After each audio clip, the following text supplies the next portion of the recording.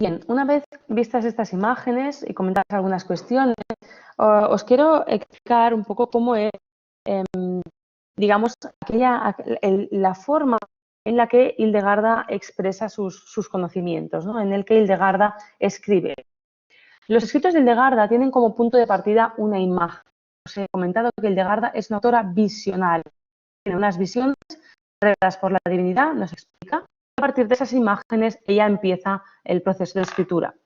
Esta imagen revelada es escrita por Hildegarda. Hildegarda, escribe lo que ve en su alma. A continuación lo comenta aquello que ve a partir o según el dictado de la vox de Caelo, de la voz del cielo. Y por tanto, ¿no? Vidi, audi et intellex. Veo, escucho y entiendo lo que escucho y lo que veo. Por tanto, estos tres procesos cognoscitivos están vinculados en su particular experiencia místico-cognoscitiva. La comprensión para Hildegarda viene de la visión. La visión se transforma en palabra y después en comprensión, en texto, en discurso, momento que se conecta con la exégesis de las Sagradas Escrituras muchas veces. La visión, la audición y la intelección, la comprensión, están estrechamente vinculados, se relata la misma Hildegarda, al explicar su experiencia místico-cognoscitiva. La visión permite a Hildegarda entender, descifrar la imagen que ve en su alma durante largo tiempo. Y a la vez esa imagen sintetiza, es un símbolo, es un mapa del mensaje que lo revela y lo encripta a la vez. Solo quien conoce el mensaje subyacente, solo quien ha leído el todo, puede volver a leerlo en la imagen. Y la imagen es un recordatorio de dicho mensaje. Una de las particularidades de las visiones de Hildegarda es la viveza con la que se nos aparecen las figuras de sus visiones. Hildegarda las describe con todo lujo de detalles, por ejemplo, sus ropajes, atributos y sobre todo los colores de los mismos que se enseñan a precisar de qué colores eran las túnicas, las caras, los rostros, los pies, las manos, las figuras que está describiendo.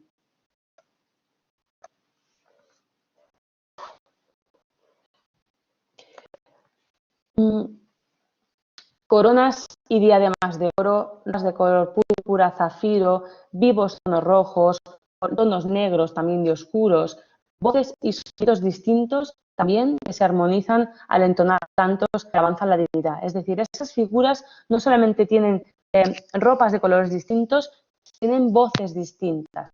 Esas voces con las que hablan Hildegarda permiten, digamos, establecen como una paleta muy interesante y muy variada que hace que esas imágenes nos lleguen con mayor belleza, que nos invite a la autora a verlas y a escucharlas, a reproducir el medio en el cual se produce su conocimiento. Voy a compartir. Disculpad que a veces el vídeo se cae, pero lo importante también es que me escuchéis, que mi voz. Voy a compartir otra vez la presentación para que veamos algunos de esos detalles. Por ejemplo, en esta imagen. Esta imagen describe la columna de la salvación y en ella están varias virtudes que dicen son las fortísimas, las muy fuertes operarias de Dios. Y fijaros que llevan estas virtudes una especie de ladrillos en la mano, ¿no? de piedras rojizas con las que construyen esta columna. Esta imagen de las virtudes como operarias de Dios, ¿no? como albañilas de Dios, es una imagen muy potente y original. Fijaros, ¿no? Las túnicas de diversos tonos, las teces, también estos ropajes, por ejemplo, esta túnica interesante de Timor Day, es una mujer cubierta absolutamente por una túnica y esta túnica que no le deja ver está cubierta de ojos, la túnica. Como os comento, ¿no? Cada uno de estos colores, cada uno de esos atributos presentan toda una simbología que Hildegarda va desarrollando a lo largo de la alegoría que circula en toda la visión del comentario a su obra. Esta es una imagen que os he puesto aquí porque cuando comentamos las miniaturas de Hildegarda es muy recurrente observar este tipo de imágenes en ella, ¿no? Son imágenes de halos de luz circulares que un autor como Charles Singer asoció con un fenómeno denominado el escotoma centelleante cuando estaba estudiando, digamos, las visiones de Hildegarda tanto desde el punto de vista de su sustrato científico como también de las patologías psíquicas que la podían llevar a experimentar este tipo de visiones. Es una concepción de principios del siglo XX, pero que de alguna forma pues, sigue interesando. Peter Drucker, el medievalista recientemente fallecido, lamentablemente, distingue, cuando comenta los textos de Singer, distingue la patología que pudiera parecer de lo que ella generó a partir de esa patología, si es que la tuviera, ¿no? Entonces, aquí digamos que el legado, el contenido, la alegoría, toda la parte intelectual, creativa que elabora a partir del fenómeno de la visión es algo que no todo el mundo que padece escotoma centelleante lo llega a hacer. Por tanto, se pueden desvincular ambas cosas. Bien, introducir esta figura de Hildegarda de Bingen de forma, digamos, muy sesgada, porque realmente la sesión daría para hablar solamente de su biografía. Presentados estos mínimos datos y cuál es su experiencia místico-cognoscitiva, quisiera comentaros brevemente cuál es, digamos, la aproximación que pretendo con este nuevo proyecto sobre el tema de la música de los colores. Que os comentaba, es un proyecto que justo estoy iniciando, justamente empieza a andar y os lo expongo aquí también para ver cómo os suena, ¿no? Y también que me podéis dar vuestros comentarios al respecto. Este proyecto lo que intenta es recrear la intermedialidad que se da en la experiencia místico-cognoscitiva de Hildegarda. Es decir, Hildegarda ve, escucha y intelige, ¿no? Y comprende. Aquí tenemos tres campos, que serían el campo de la imagen, el campo del sonido y el campo del concepto o del texto. ¿Cómo podemos, digamos, vincular los estudios medievales y los estudios intermediales, que son unos estudios bastante nuevos dentro de los estudios culturales, a partir, digamos, o tomando como eje la figura de Hildegarda? ¿Cómo podemos pasar de lo meramente multimedia, ¿no? De hablar de múltiples medios, a hablar de lo intermedio, de la interacción, de la intersección de esos distintos medios? Esta conexión que pretendo establecer en este proyecto que se basa, digamos, es un proyecto dentro del campo de las Digital Humanities. Lo que pretende, disculpad, ¿no me veis? ¿Me escucháis? A ver, intentamos otra vez. Vale, a ver si podemos. Bien, el tratar la experiencia místico-cognoscitiva de Hildegarda desde el punto de vista de la intermedialidad, sirviéndonos de los mecanismos que la tecnología pone a nuestra disposición, lo podemos hacer a partir de la codificación, del coding. Y en eso estoy, imaginaros. Después lo comentamos. La obra de Hildegarda permite tener un sistema autorreferencial relativamente cerrado en el que encontramos texto, conceptos, imágenes, colores, sonidos, melodías. A partir de una base de datos relacional, o también podemos hacerlo mediante un análisis cualitativo, podemos enlazar palabras, colores y sonidos y ver, por ejemplo, cómo suena musicalmente un concepto. A ver si me explico. Si encontramos, por ejemplo, como de hecho pasa en la obra de Hildegarda, un concepto, una palabra que se dibuja, ¿no? Por ejemplo, veremos el concepto de caridad. La caridad se trata textualmente, se trata como concepto, se dibuja y además existen canciones, piezas de Hildegarda dedicadas a la caridad. De forma que tenemos, ¿ves?, en tres medios distintos cómo se trabaja un concepto y podemos llegar a saber, ¿no?, cómo suena ese concepto de la caridad en el pensamiento de Hildegarda de Bingen. Además, otras veces los colores en sí mismos nos pueden vincular dos imágenes que nosotros, mediante la lectura de textos, podríamos no asociar directamente. Ese es el caso y voy a compartir otra imagen que desearía comentar brevemente con vosotros. Son estas dos imágenes. En primer lugar, os muestro la imagen de la sinagoga. Tenemos, fijaros los colores, ¿no? El rostro de sinagoga, bien, tiene aquí una diadema dorada. El rostro, Hildegarda utiliza la palabra pálida, fijaros, ¿no? Que es de un color tierra, de un color marrón, la parte, digamos, de la tez, el rostro y la parte superior del tronco. Y enlaza con una parte, ¿no? Una falda negra y con los pies, en sus pies es sanguínea, es de color rojo, y debajo de sus pies está una nube blanca. Aquí tenéis la imagen en mayor tamaño. Por otro lado, tenemos otra imagen en otro momento del libro muy posterior, en la que se nos representa a la iglesia. La iglesia tiene la primera, digamos, su cabeza, aquí ya no es la diadema, sino que es la corona de color dorado. La cabeza y la parte superior del tronco de color dorado también. Tenemos aquí esta parte de los genitales, ¿no? De color más oscuro, de color negro y rojo. Y las piernas, fijaros, de color rojo, blanco, pero sobre todo rojo, y es de color blanco.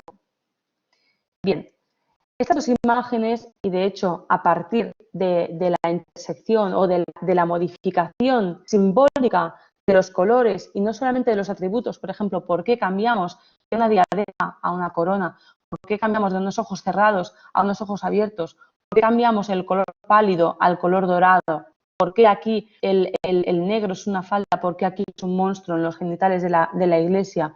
Y aquí los pies son rojizos, aquí son las piernas, los pies blancos. Fijaros que estas dos imágenes están dialogando entre ellas a partir, ¿no?, de una modificación cromática, que es una modificación simbólica y que a partir de ella, de darnos cuenta de estos cambios, podemos volver a los textos y leer, digamos, comparativamente estas dos imágenes. Este sería un poco el ejercicio y también, además, ver cuáles son los sonidos de la sinagoga, cuáles son los sonidos de la iglesia y cuáles son los textos en los que Hildegarda habla sobre ella. De esta forma, este sería el ejercicio de aplicar la intermedialidad en la obra de Hildegarda y en los estudios medievales.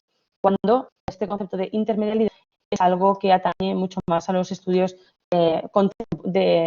culturales de la contemporaneidad. Bien.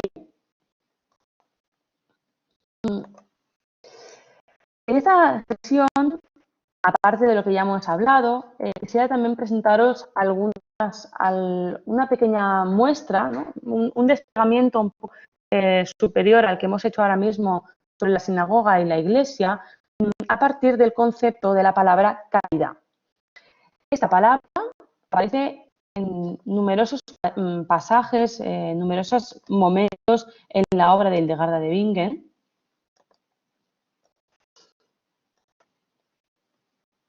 Y, de hecho, el concepto mismo va evolucionando a lo largo de su obra, hasta hacerse muy, muy presente en su última obra, el libro de las obras divinas.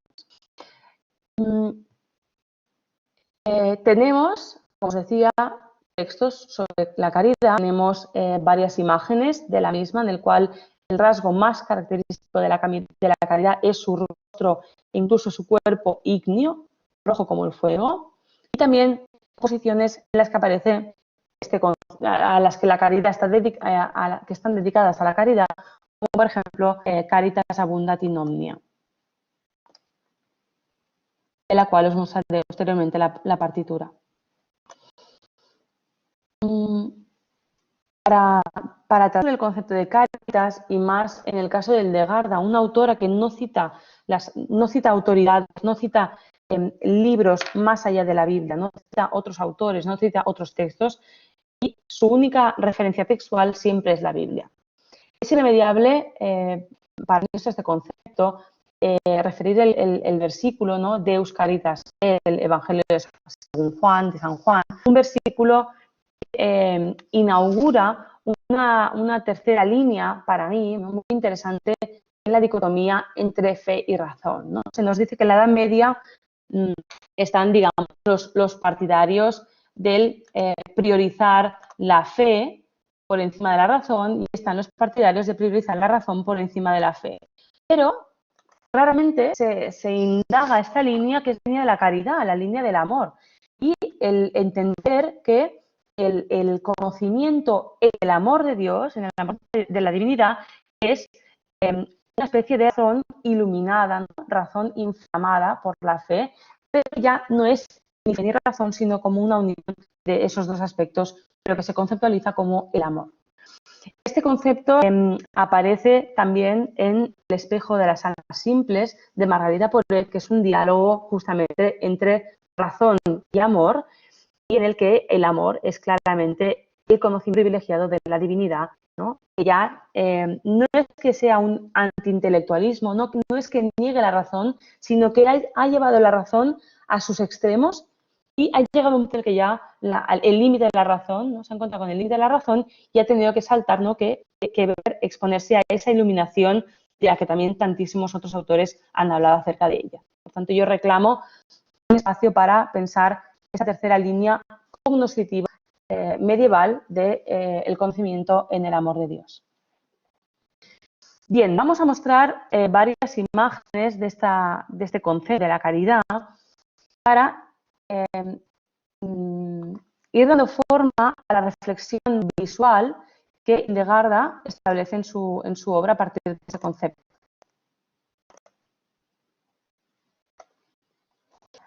Nos referiremos en este caso fundamentalmente al libro de las obras divinas. Como os comentaba, Hildegarda tiene una formulación del concepto de caridad a lo largo de su obra, pero este concepto va variando y realmente la caridad identificada con el Espíritu Santo aparece en esta última obra, en el libro de las obras divinas. Tenemos aquí la ilustración de la primera de las visiones. Recordad que es un manuscrito del siglo XIII, pero nos sirve perfectamente para ilustrar lo que Hildegarda está diciendo, el texto, es a lo que nos estamos refiriendo. Ese texto es imagen.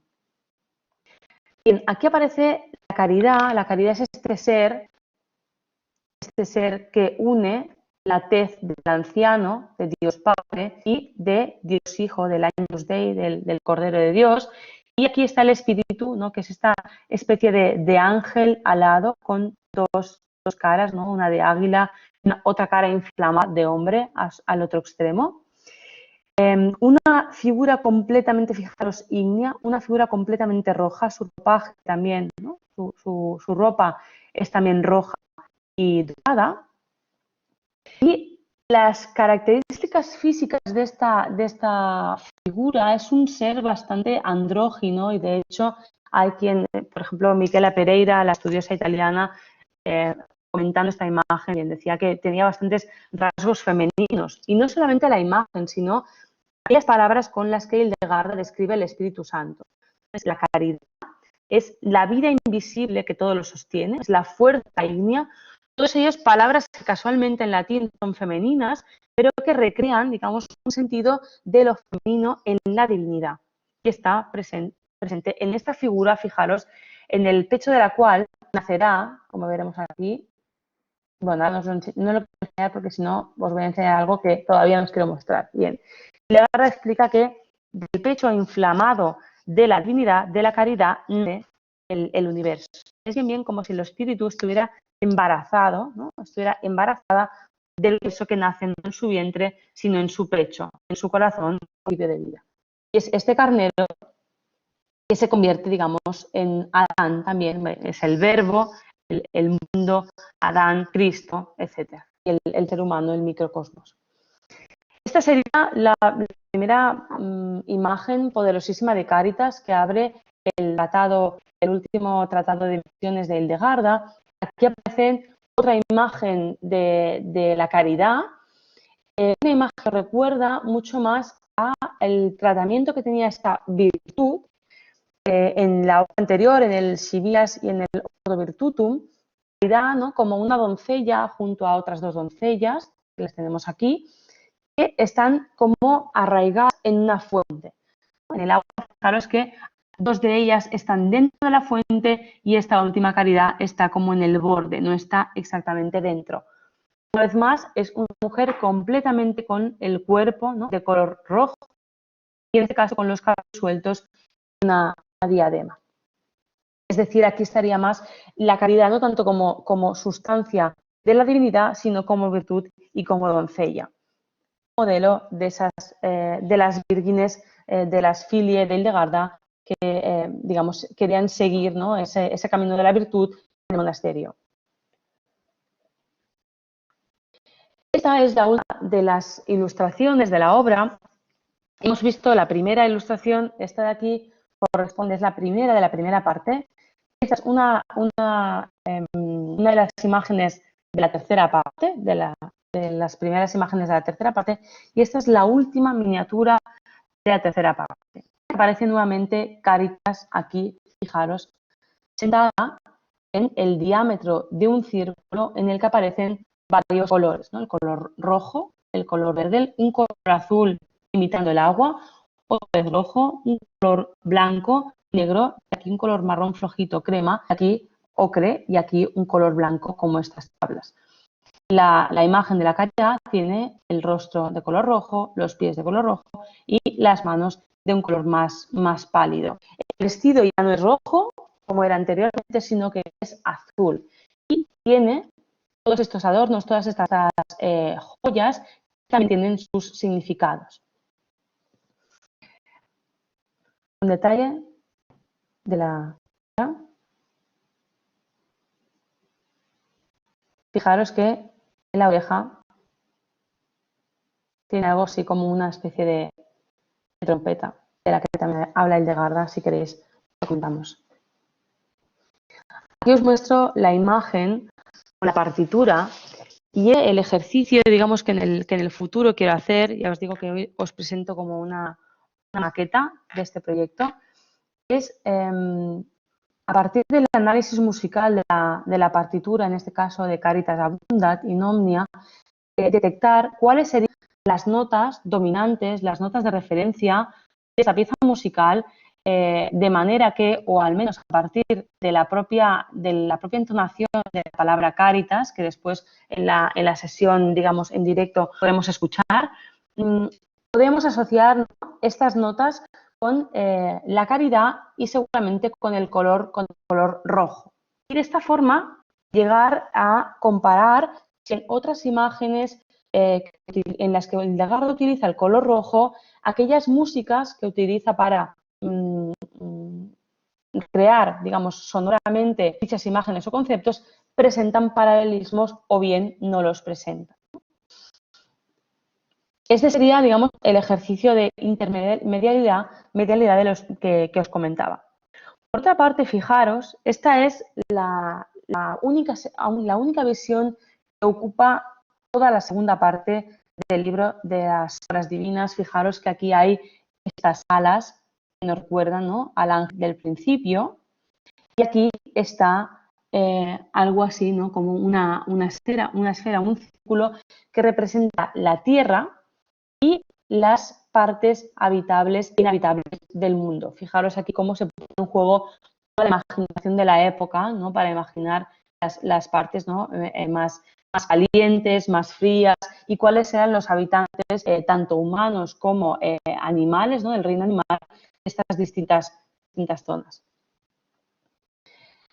Aquí os he puesto, ¿no?, comparativamente esta imagen de las partes de las zonas del mundo y la imagen de la caridad en el fin de los tiempos, para que comparemos un poco los colores que se usan en ella. Vemos que aparece el rojo, aparece el blanco, aparece el negro y el verde, sin embargo, no aparece en la imagen de la tierra, pero sí en la imagen final. Sin embargo, el verde, la viriditas, la fuerza, el verdor, que es la fuerza que anima la naturaleza, aparece en muchas otras imágenes de Hildegarda, y una que os mostraré después, cuando habla sobre la naturaleza, cuando habla sobre el universo, sobre los ciclos, sobre las estaciones, por ejemplo, y en esas está presente. Vemos aquí la gama cromática de estas imágenes es bastante parecida, si bien el dato que más nos llama la atención es que si bien en la imagen de la izquierda se intenta representar, ¿no?, aunque de forma geometrizante, esas regiones de la Tierra, esas formas son un poco más orgánicas. En cambio, en la imagen de la derecha, aparecen esos colores mucho más supeditados a la geometría del círculo, ¿no?, en el que hay claramente el círculo, el diámetro, el radio, y todo está calculado y en proporción, ¿no? Esta franja es parecida a esta, un poco menor, esta es el doble de las otras dos, esto ocupa la mitad, verde, rojo, y estas completas, ¿no? Es decir, aquí hay un adaptarse, ¿no?, una abstracción de los colores, ¿no?, una geometrización de los colores que no está tan presente en la otra imagen, que simula más la idea de un mapa medieval. Aquí tenemos las dos calidades, fijaros, ¿no? Viene aquí, tenemos un zoom, ¿no?, está más ampliada, esta es mucho más pequeña, por eso los detalles de la cara son distintos, ¿no?, a los de esta de aquí. Esta sería Cáritas del inicio de la obra, Cáritas del final. Y en esta imagen, antes de pasar a compararla con la de la derecha, quería hacer una reflexión sobre, vamos a ver, otra, aquí que no nos condicione la imagen de Leonardo da Vinci. Esta es la última visión, como os comentaba, de la obra. En ella aparece esta ciudad cuadrada, o esta ciudad inscrita en un cuadrado, que es la referencia permanente de la tercera parte del libro de las obras divinas. En esta tercera parte, indudablemente, Hildegarda está recreando el motivo agustiniano de la ciudad terrenal, terrestre, y de la celestial, ¿no?, de la ciudad celeste, la ciudad de Dios, de su Civitas Dei. Bien, aquí Hildegarda está hablando de esas dos comunidades, de la comunidad de facto, ¿no?, de la cristiandad, y de aquella comunidad que es la comunidad espiritual, que finalmente formará parte, ¿no?, de la población de los cielos, ¿no?, de los bienaventurados. Aquí, en esta última visión, Hildegarda lo que está poniendo en marcha es esa maquinaria profética que también aparece en sus obras. Es decir, Hildegarda no solamente es visionaria, sino que también era profeta, y su mensaje estaba dirigido a las personas de su época, una época en la que, como sabemos, desde hacía años y años y años y décadas se hablaba de ese fin de los tiempos. De los tiempos que se percibía muy cerca, e Hildegarda quería que su magisterio, es decir, el mensaje que ella transmitía de parte de la divinidad, sirviera a esas personas para poder, digamos, elegir el camino de la virtud, el camino de la salvación, dado que el fin de los tiempos estaba cerca. Y en esta imagen recrea ese fin de los tiempos, ese momento en el que pasamos de la temporalidad, del orden temporal, al orden de la eternidad, en el que la temporalidad será subsumida en la eternidad. De alguna forma, temporalidad y eternidad son representadas por Hildegarda en esta imagen a partir del cuadrado y del círculo.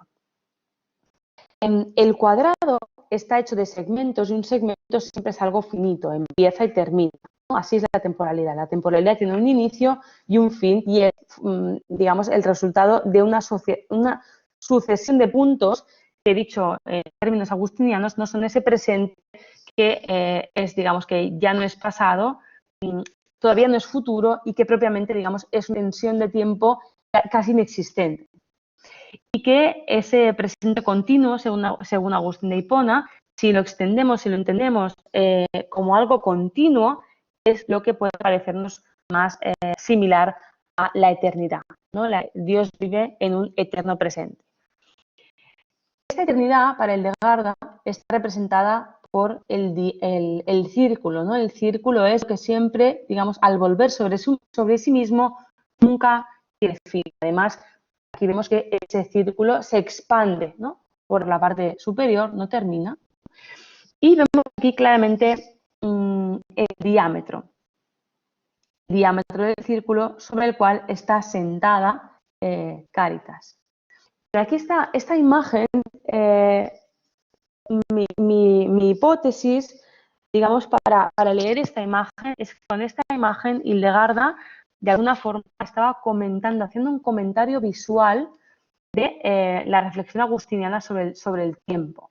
Es una hipótesis muy arriesgada porque, para empezar, no sabemos cómo tenemos que hacer ese ejercicio de que una imagen comente el texto, ¿no? Tal vez en la época renacentista, a partir de la metodología de Avi Warburg, ¿no? y de Warburg Institute, en la cual sabemos que efectivamente los pintores, como por ejemplo Botticelli, se podían basar en ideas neoplatónicas para ilustrarla. Pero en este caso, digamos, al tener, imaginaros, ¿no? Hildegarda incorporada estas reflexiones sobre el tiempo,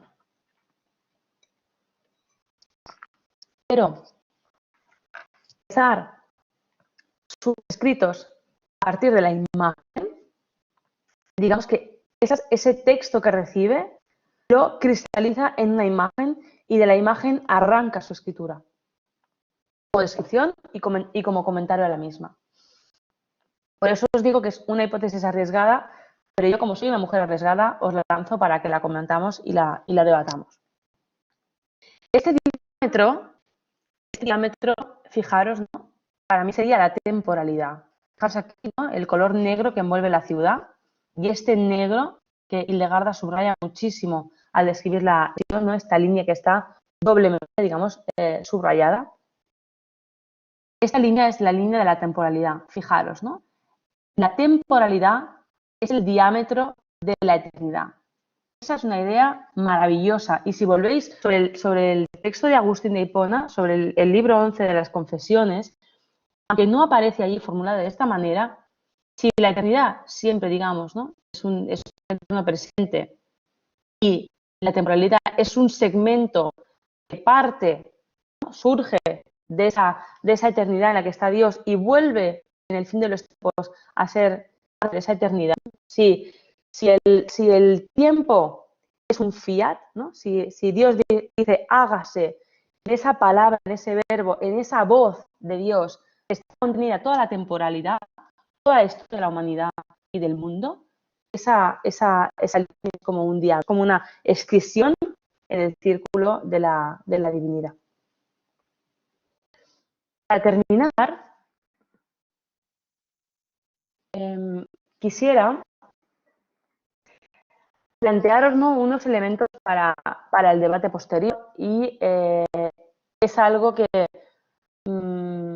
bueno, en la segunda imagen parece más evidente, pero creo que da bastante de sí. Por ejemplo, tenemos aquí en la derecha esta imagen del Homo cuadrado, del Homo de Vitruvio, ilustrada por Leonardo da Vinci, pues unos 3 siglos, casi 4, después de la imagen de Hildegarda, ¿no? La imagen típicamente renacentista, ¿no? Del ser humano proporcionado, etcétera, etcétera. El ser humano que está inscrito dentro de un cuadrado representa la finitud y dentro de un círculo representa la eternidad, ¿no? Es decir, el cuerpo finito y el alma inmortal que forman, ¿no? Que son, digamos, la parte de la condición humana como se entendía en ese momento. El cuadrado de la ciudad, de lo finito, el círculo de la eternidad, aparece también en Hildegarda. Y otra imagen, la última que os quiero mostrar, es esta otra que visualmente presenta más paralelismos, aunque no parezca el cuadrado. Sin embargo, el ser humano, con esta forma y también con sus funciones, está circunscrito en el ámbito atmosférico. Por tanto, aquí con la Tierra detrás, es el ámbito de lo finito. Si bien este círculo explica de forma más exterior, en el círculo veis que abraza la divinidad, ¿no? Que, como os decía, está preñada, está embarazada del cosmos que nace de su pecho. Aquí quisiera lanzar, ¿no? Bueno, es una polémica que es inmensa y que habría que mirar mucho más detalladamente, pero es esa dicotomía entre esa media teocéntrica y ese renacimiento antropocéntrico. Vemos aquí que en esta imagen se da un antropocentrismo, ¿no? El ser humano, en tanto que, ¿no? Cristo en su humanidad es, ¿no? un centro de la divinidad. Adán es un modelo de la humanidad y además aquí también se representa el microcosmos, que es este en miniatura que se influye al macrocosmos, ¿no? Que es ese universo entendido en grandes dimensiones. Además, Hildegarda dice que el ser humano es situado in vivio. In vivio es en una encrucijada. En catalán diríamos en una cruïlla. Significa como una especie, ¿no?, de rotonda, digamos, en la que puede elegir qué camino tomar. Puede elegir, ¿no?, el camino de la virtud, con ese hábito que hará, ¿no?, que su alma se salve, o bien escoger el camino del vicio que hará que su alma se degrade y, digamos, no consiga. Pero está en esa posición justamente de la tabla de la mirándola, en la que dice, ¿no?, el ser humano con sus elecciones, con su libertad, con su libre albedrío, puede ascender hacia lo divino o puede descender hacia lo animal. Hildegarda planteando al ser humano en esta encrucijada y diciendo que tiene no dice exactamente su libertad, pero sí sus elecciones para poder escoger cuál es su camino de salud, tanto físico como también moral. Muy bien.